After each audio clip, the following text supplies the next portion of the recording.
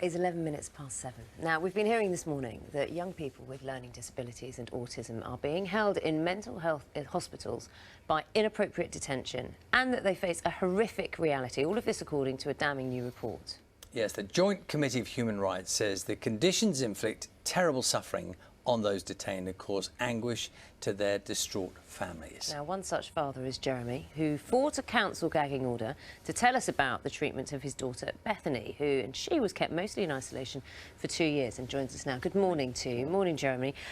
Shall we just explain what's happening with your daughter at the moment, Bethany? We have concluded legal action against NHS and the unit that she was in.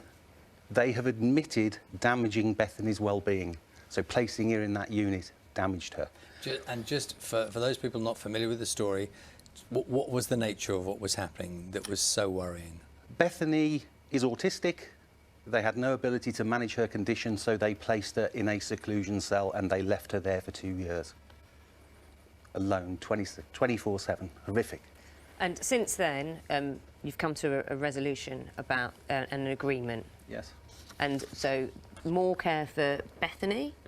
You'd expect it. Bethany was moved temporarily to a unit for adolescents that did brilliant work with Beth. She was out in the community. She wasn't locked away. We could take the pet dogs, go for a walk in the grounds. It was brilliant. But because she turned 18, she couldn't stay in an adolescent unit. Instead of putting her in a similar unit with a similar support, they placed her in an adult medium secure unit that does not even specialise in autism. My daughter has deteriorated massively. It's horrendous. She is in a cell again. I had a hatch before that I could hold a hand through. I don't even have that now. I can't hold my daughter. You okay to carry on, yes. Jeremy? Yeah. When a report like this comes out, a damning report, taking a look and finally seeing how badly families and, of course, children with learning difficulties, people with learning difficulties are being treated, does this give you any encouragement? The report is fantastic. There are human rights abuses going on in this country now. The report says we need to have a government unit to stop this. But yet, look what's happening to my daughter still. It is another review, another report. We've had them since the days of Winterbourne and before. We've had it with Walton Hall and the horrors that were unveiled there. We are being given these reports to placate us. There is the report talks about how government lacks commitment to do anything. I should say Walton Hall was mentioned in the report, but it is being investigated currently by police. Proceedings are active as we speak, so we need to leave that to one side. You mentioned your daughter's situation, Bethany's situation as it stands now. People who are unfamiliar with the legalities around this will be baffled as to why it is that you are, as a father, unable to help her at this time, to get her out of the situation that you're seeing, that you described a moment ago. My daughter has been sectioned. She has been sectioned because she is autistic. According to the report, that should not even fall under the Mental Health Act, Autism and Learning Disabilities. So my daughter shouldn't be in there. She shouldn't be sectioned. She should be in the community with the right support package around her. And what have you been told in terms of why there isn't that appropriate care package for her? A lack of provision in the community. Again, the report states that that needs to be addressed. And you said that this needs to be government-led action. I mean, I know you've been on this programme before. You've sat in that very place and spoken to us about Bethany. I think it was September last year. What conversations, communication have you had with any government-type level?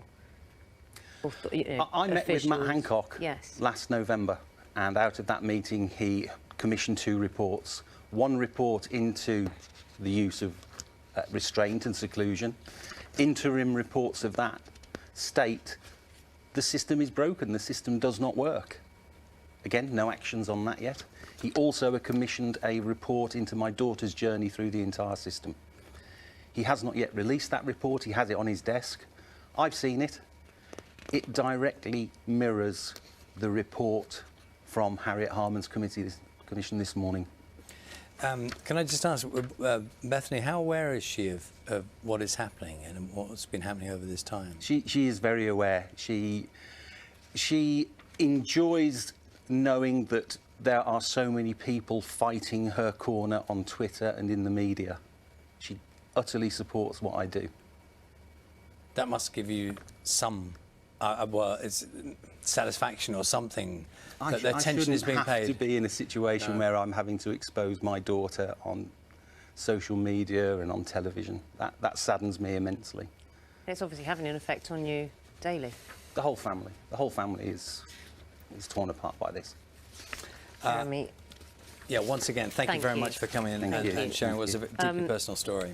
Obviously, Jeremy brought up a lot of issues there, and there's a very critical report that's obviously out as well. And the Department of Health has said, we are committed to ensuring people with a learning disability and autistic people have the best possible quality of life. Above all, human rights must be protected, and where people do require inpatient care, it must be of the highest quality, close to home and for the shortest possible time. Yes, Jeremy also referenced the care she had in the past. This is a statement from St Andrews Healthcare.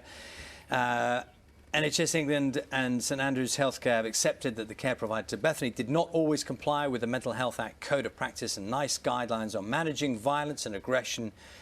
This affected her well-being and made it harder for her to return to live in the community. Should also say that the Department of Health and Social Care has said it will consider the recommendations that have been made in this report by the Joint Committee of Human Rights and respond to them in due course. Jeremy, thank you. Thank you, both. Thank you.